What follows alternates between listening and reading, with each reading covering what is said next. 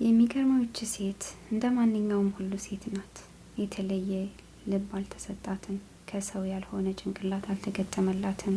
ነገር ግን ኢማኗና በአላህ ላይ ያላት እርግጠኛነት ይህን ሁሉ ግፍና መከራ እንደ ቀላል እንድትመለከት አደረጋት። ከዚህም ስራዋ አላሁ ሱብሓነሁ ወተዓላ በጀነት ካሳት፣ ታላቁንም ጸጋ ጀነትን አወረሳት። በዚህም በሰማችሁት ታሪክ ምናልባትም ልባችሁ ተነክቶ ሊሆን ይችላል። አላህ ካለልህ ደግሞ እንባህ ጉንጭህ ላይ ፈሶ ሊሆን ይችላል። ሰምተው እንዳልሰሙ የማያልፉ አሉና ለእንባ መታደል ራሱ አንድ ነገር ነው። ነገር ግን መነሳሳታችንን ወደ ተግባር ለመለወጥ ጥንካሬያችንን ልናዳብር ይገባል። ከንፈር ከመምጠጥና በታሪክ ከመመሰጥ በዘለለ ጽናት ግድ ይለናል። በዲናችን ድንጋጌዎች ላይም ሆነ። አሰላሙ አለይኩም ወረህመቱላሂ ወበረካቱ። ውድና የተከበራችሁ የቻናሌ ተመልካቾች ሰላም ብያለሁ። ባላችሁበት የአላሁ ሱብሓነሁ ወተዓላ ሰላም፣ እዝነት፣ ርህራሄ አይለያችሁ። ባላችሁበት የዓለም ዳርቻ ሰላማችሁ ብዝት ይበልልኝ። ዛሬ የአራተኛውን ወይም ክፍል 4 የሞግዚቷን ታሪክ ይዤላችሁ መጥቻለሁ። እስከ መጨረሻው በቅንነት እንደምትከታተሉኝ ተስፋ አደርጋለሁ። አላሁ ሱብሓነሁ ወተዓላ ይችን ሴት በመንገዱ የከፈለችውን መስዋዕትነት እንደዋዛ አልተመለከተውም።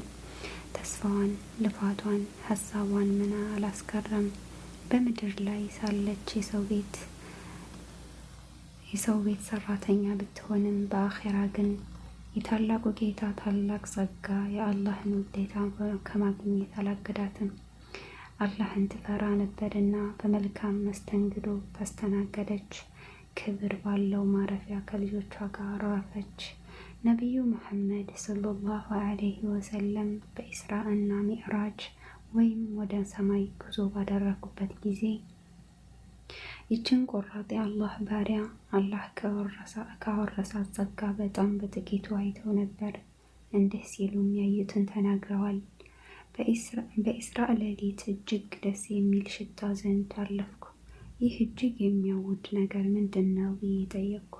ይህማ የፊርዓውን ልጅ ጸጉር አበጣሪ የነበረችዋ ሴትና የልጆቿ ሽታ ነው በማለት ተመለሰልኝ ብለዋል።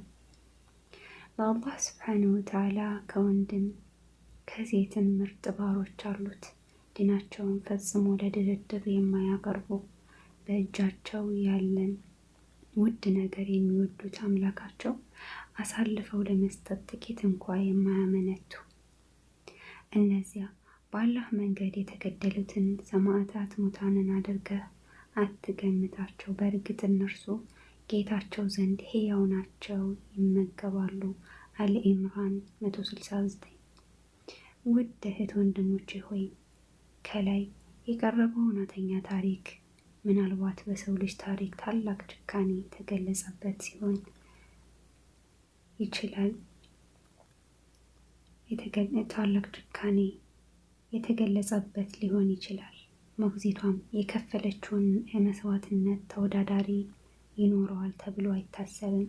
እስኪ ከዚህ ሴት ተጋድሎ የእኛን ለድናችን ያለንን ልፋትና ጥረት እናስብ፣ እናገናዝ።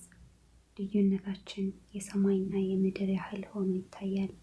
የሚገርመው ይች ሴት እንደ ማንኛውም ሁሉ ሴት ናት። የተለየ ልብ አልተሰጣትም፣ ከሰው ያልሆነ ጭንቅላት አልተገጠመላትም። ነገር ግን ኢማኗና በአላህ ላይ ያላት እርግጠኝነት ይህን ሁሉ ግፍና መከራ እንደ ቀላል እንድትመለከት አደረጋት። በዚህም ስራዋ አላሁ ሱብሓነሁ ወተዓላ በጀነት ካሳት፣ ታላቁንም ጸጋ ጀነትን አወረሳት። በዚህ በሰማችሁት ታሪክ ምናልባትም ልባችሁ ተነክቶ ሊሆን ይችላል። አላህ ካለልህ ደግሞ እንባህም ጉንጭህ ላይ ፈሶ ሊሆን ይችላል። ሰምተውም እንዳልሰሙ የሚያልፋሉና ለእንባ መታደል ራሱ አንድ ነገር ነው። ነገር ግን መነሳሳታችንን ወደ ተግባር ለመለወጥ ጥንካሬያችንን ልናዳብር ይገባል። ከንፈር ከመምጠትና በታሪክ ከመመሰጥ የዘለለ ጽናት ግድ ይለናል።